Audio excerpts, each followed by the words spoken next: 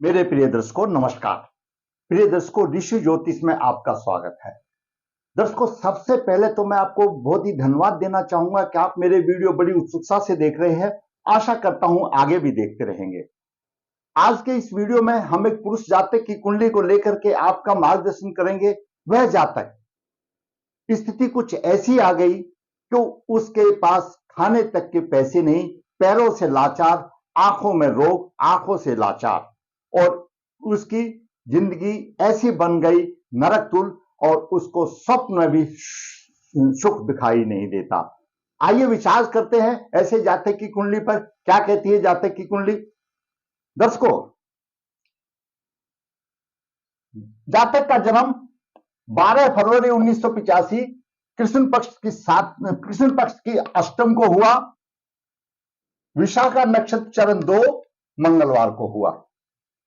लगन के समय पर धनु लगन उदय हुआ। धनु लगन के 27 अंश विराजमान है। द्वितीय भाव में लग्नेश गुरु नीच राशि में है। 7 डिग्री लेकर के 34 मिनट विराजमान है। वहीं पर बुध 23 डिग्री लेकर के 57 मिनट बुध भी अस्त है, और शुक्र 29 डिग्री 33 मिनट लेकर के द्वितीय भाव में ये विराजमान है। लग्नेश नीच है। लगन के भी अंश 27 है और लगन के अंश 7 34 है। कहीं मेल नहीं खाता, तो लगन और लग्नेश कमजोर हैं। चतुर्थ भाव में मीन राशि में मंगल 13 डिग्री लेकर के विराजमान है, और वहीं पर उच्च राशि में शुक्र 14 डिग्री लेकर विराजमान है। मंगल और शुक्र दोनों उत्तर भाद्रपदा नक्षत्र में है, और उत्तर भाद्रपदा नक्षत्र शनि का नक्षत्र है। पंचम भाव में मेष राशि में 29 डिग्री लेकर विराजमान है। वहीं पर तुला राशि में केतु 29 डिग्री लेकर विराजमान है। चंद्रमा 25 डिग्री लेकर विराजमान, 25 डिग्री लेकर के केतु के प्रभाव में चंद्रमा है, और द्वादश भाव में वृश्चिक राशि में शनि है। दर्शकों, आपका लगन कोई भी कुंडली का हो, यहां पर कोई भी आपकी लगन की कुंडली हो, ज्योतिष शास्त्र ये बताता है कि चतुर्थ भाव में, सप्तम भाव में, नवम भाव में, चतुर्थ भाव सुख का भाव है, और सप्तम भाव जीवन साथी और रोजगार का भाव है, और नवम भाव धर्म का भाव और भाग्य भाव है। तो चतुर्थ भाव में शुक्र मंगल की स्थिति हो, सप्तम भाव में शुक्र मंगल की स्थिति हो, नवम भाव में शुक्र मंगल की स्थिति हो, कहीं पर भी हो, तो ऐसे जातक का पहली बात तो विवाह नहीं होता। अगर विवाह हो भी जाए कुछ शुभ योग की वजह से, तो उसको दाम्पत्य सुख नहीं मिलता और उसका जीवन नरकतुल होता है। इस जातक के साथ भी कुछ ऐसा हुआ जो आगे हम वर्णन करने जा रहे हैं। दूसरा, अगर आपकी कुंडली में उत्तर भाद्रपदा नक्षत्र पीड़ित हो, किसी भी पाप ग्रह से या अशुभ ग्रह से पीड़ित हो, तो ऐसा जातक नाक, कान, आंख का हर्निया, पेट, पीलिया, पथरी, हाथ पैर का सुन्न हो जाना, देर तक चलने वाले रोग होने का कारण बनता है। अगर आपका उत्पादभदा नक्षत्र पीड़ित हो। उत्पादभदा नक्षत्र मीन राशि में आता है। मीन राशि के स्वामी गुरु हैं और नक्षत्र के स्वामी शनि हैं। तो इन्हीं दो बिंदुओं को लेकर के आगे विचार करते हैं जातक की कुंडली क्या कहती है। दर्शकों, धनु लगन के स्वामी गुरु हैं, और साधारण तौर पर शास्त्र हमारा यह कहता है कि इसके स्वामी गुरु हो जाने की वजह से इनके विचार दार्शनिक होते हैं, ये आस्तिक होते हैं, और सहज ही इतने भोले होते हैं कि दूसरे आदमियों पर विश्वास कर लेते हैं, और दूसरे आदमी भी इनकी सादगी का अनुचित लाभ उठाते हैं। परंतु ग्रहों के प्रभाव से विपरीत प्रभाव भी हो सकता है। लग्नेश नीच राशि में है, द्वितीय भाव में। द्वितीय भाव नीच राशि में है। द्वितीय भाव हमारा दानी आंख को रिप्रेजेंट करता है। ऐसे जातक को दानी आंख से संबंधित बड़ी परेशानियां उठानी पड़ेगी, और धन और परिवार के मामले में कुछ भी उसको सहयोग और सुख नहीं मिलेगा। परेशानियों का सामना करना पड़ेगा। पैतृक संपत्ति में बाधाएं आएंगी और मानसिक तनाव हमेशा रहेगा।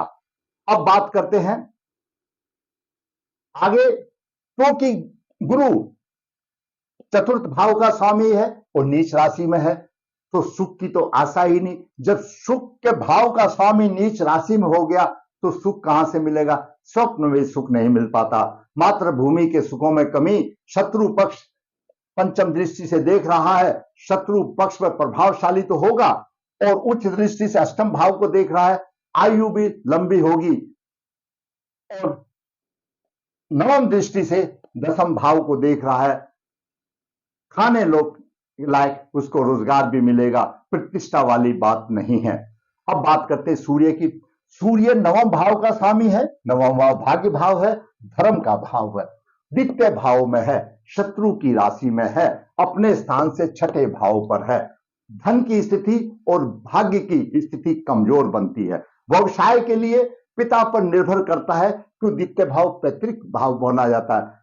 कुछ ग्रह योग अच्छा हो तो प्रशासन में भी आ सकते हैं, हो सकता है आपकी कुंडली में ऐसा हो जिसका जीवन स्तर सामान्य होकर रह जाता है। नेत्र रोग होते हैं, कुटुंब में तनावपूर्ण वातावरण होता है। यहां पर सूर्य भी नेत्र रोग दे रहा है और गुरु भी नेत्र रोग दे रहा है।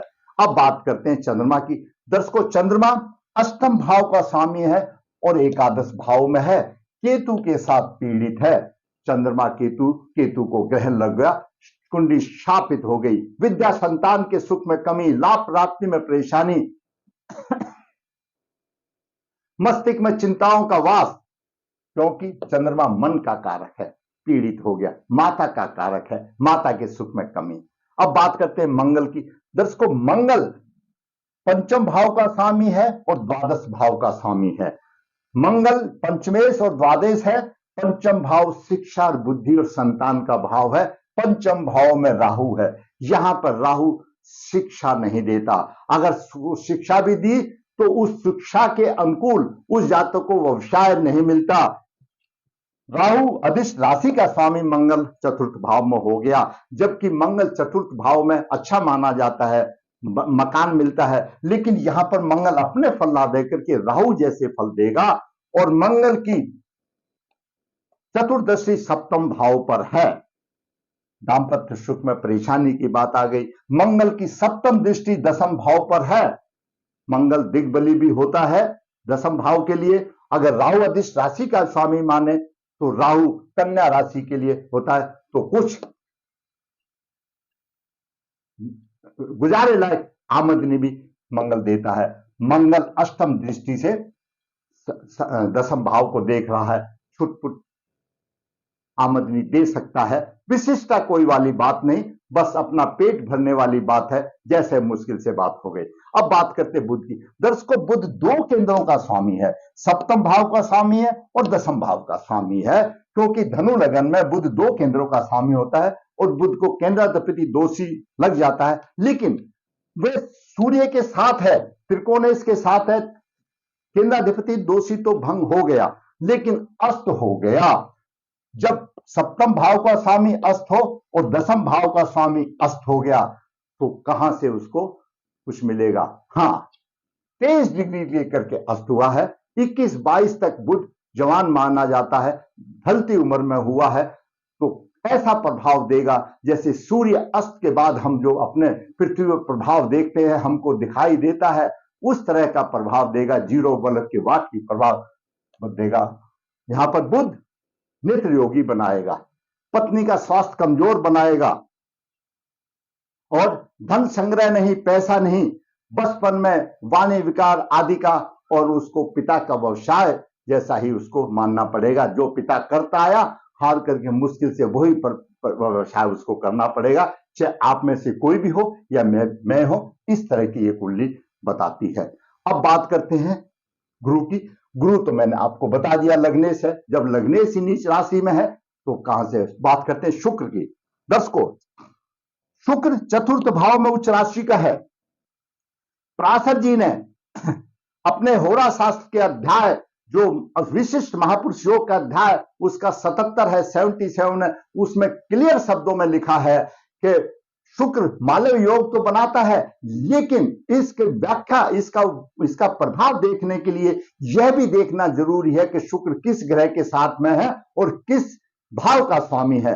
शुक्र यहां पर छठे भाव का स्वामी है और एकादश भाव का स्वामी है। धनु लगन के लिए छठा और छठे से छठा परम पापी माना गया है, लेकिन वह शुक्र उच्च राशि में हो गया, वचन बंद हो गया। उच्च राशि में कुछ भी फल तो देगा उच्च राशि के, लेकिन छठे भाव के रोग के भी फल देगा और आमदनी के भी फल देगा, क्यों? उसकी राशि है। साथ में मंगल साथ में है, यहां पर एक अलग से ही प्रभाव बन जाता है मंगल और शुक्र का। वह जातक विशेष कला से युक्त होता है, उसका स्त्रियों से अधिक प्रेम होता है, अधिक कामनाभूत भी रह सकता है, और ऐसा जातक असामाजिक कार्य करके निंदा का भी पात्र बन सकता है, क्योंकि उसकी प्रवृत्ति ऐसी होती है। और वह जातक धन के भी लाले उसको पड़ जाते हैं, धन भी नसीब नहीं होता। ये दोनों की युति मिल जाने के बाद ऐसा योग आता है, तो उसको दाम्पत्य सुख में कमी नहीं मिलती, चाहे कारण और कुछ भी बढ़ते रहो। शुक्र उच्च राशि में है, जैसा मैंने पहले बताया कि शुक्र मंगल चतुर्थ सप्तम और नवम में होंगे, शादी मुश्किल से होती है, हो गई तो दाम्पत्य जीवन सुख नहीं रहता। उच्च के हिसाब से, क्योंकि हमारे ज्योतिष शास्त्र के विद्वानों का मत है, अगर द्वितीय राशि में शुक्र होगा, और ये तो उच्च राशि है, द्वितीय भाव के साथ साथ उच्च राशि है, तो विवाह कैसे ना कैसे उसको सुख मिल जाता है, विवाह हो गया, लेकिन दाम्पत्य सुख नहीं मिला। उच्च का होते हुए भी, क्यों? रोगी भी तो बनाएगा साथ में। दाम्पत्य शादी हो गई तो इसका मतलब ये नहीं दाम्पत्य सुख मिल गया, छठे भाव का स्वामी रोगी भी बनाएगा। शुक्र और मंगल दोनों उत्तर भाद्रपदा नक्षत्र में है। शुक्र तो रोगेश है, अपने नेचर से, अपने नैसर्गिक गुण से रोग का स्वामी है, और उच्च राशि में है, तो उच्च के भी फल देगा, और रोग का स्वामी होने के नाते रोग का भी फल देगा। साथ में मंगल टपक गया, और मंगल शनि का शत्रु है, शत्रु का नक्षत्र है। तो इस प्रकार मंगल और शुक्र से उत्पादा नक्षत्र पीड़ित हो गया। वो पीड़ित होने से नाक कान आंख का हर्निया, पेट पथरी, पीलिया, हाथ पैर सुन हो जाना, देर तक चलने वाला रोग, आंखों संबंधित रोग।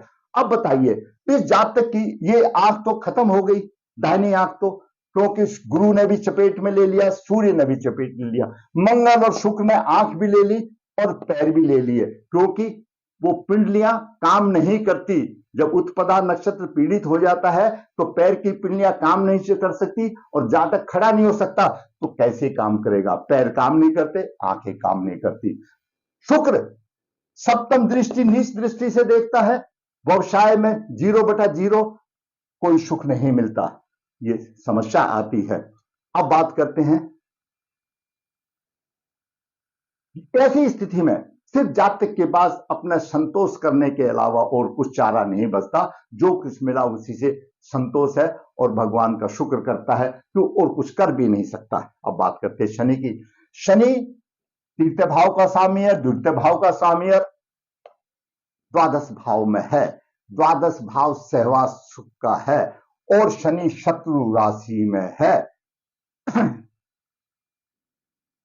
आमदनी से अधिक खर्चा होगा, क्यों? द्वादश भाव खर्च का भाव है, आमदनी से अधिक खर्चा होगा, सहवास सुख में कमी होगा। तीसरी दृष्टि से कुटुंब भाव को देख रहा है, कुटुंब में सुख नहीं होगा, कोई सहयोग नहीं होगा, और हीन भावना रहेगी, और खर्चा कुटुंब से लेकर पहले ही नहीं है और इधर से मांगेगा, तो जो भी कमाया वो खर्चा हो जाएगा, आमदनी से अधिक खर्चा होगा, कुटुंब का कोई सहयोग होगा, हीन भावना का शिकार हो जाएगा। ऐसा बोला गया है हमारे विद्वानों ने कि ऐसा जातक दुर्भाग्य की मूर्ति बन जाता है, दुर्भाग्य की मूर्ति बन जाता है। क्या करे? और फिर वही उसके पास संतोष है कि जो कुछ प्रभु ने दिया वो ये कर भी तो कुछ नहीं सकता। शनि सप्तम दृष्टि से छठे भाव को देख रहा है, थोड़ा सा साहस देगा, और दसम दृष्टि से शनि यहां पर भाग्य भाव को पीट रहा है। पहले ही भाग्य भाव का स्वामी शुभ फल नहीं दे रहा, और शनि ने भाग्य भाव को और पीट दिया। अब बात करते हैं राहु की। राहु पंचम भाव में है, शिक्षा के अनुरूप व्यवसाय नहीं मिलेगा, संतान हानि का योग बनेगा, शिक्षा में घोर निराशा रहेगी, जीवन भर परेशानी रहेगी। पंचम दृष्टि से राहु भाग्य भाव को भी पीट रहा है, भाग्य की हानि होगी, भाग्य भी साथ नहीं देगा। सप्तम दृष्टि से एकादश भाव को देख रहा है, उतार चढ़ाव दे करके लिटिल बिट थोड़ा सा सहयोग देगा आमदनी का। नवम दृष्टि से लगन भाव को पीड़ित कर रहा है, जातक का लगन भाव भी पीड़ित हो गया। क्यों? लगन के 27 डिग्री है, राहु के 29 डिग्री है, बेशक कमजोर है, वो भी कमजोर है, अंशों में बराबर, लगन भी पीड़ित हो गया। अब बात करते हैं केतु की।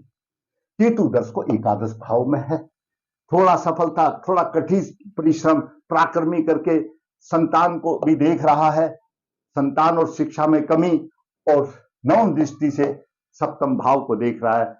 जीवन साथी के साथ वैचारिक मतभेद रहेंगे, ये जातक के प्रभाव रहा।